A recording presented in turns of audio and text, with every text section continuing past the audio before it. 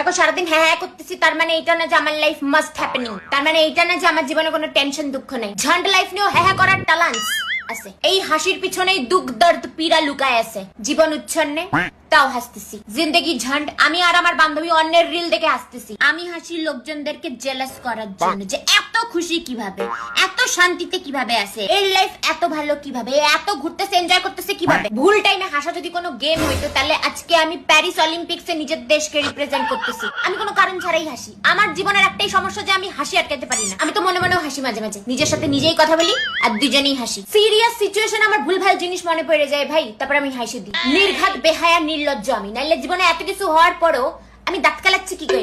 এইটা বন্ধ হচ্ছে না। সবকিছু টেম্পোরারি, কিন্তু দাঁত কালানি ইজ পার্মানেন্ট। আমার নামের মধ্যে যে পি আছে সেটার মানে হচ্ছে যা হয়ে যাক জীবনে ভাই আমাকে তো 32 পার্টি বার করতেই লাগবে। डिप्रेशन की माँ की चप्पल, आग लगी बस्ती में मैं अपनी मस्ती में।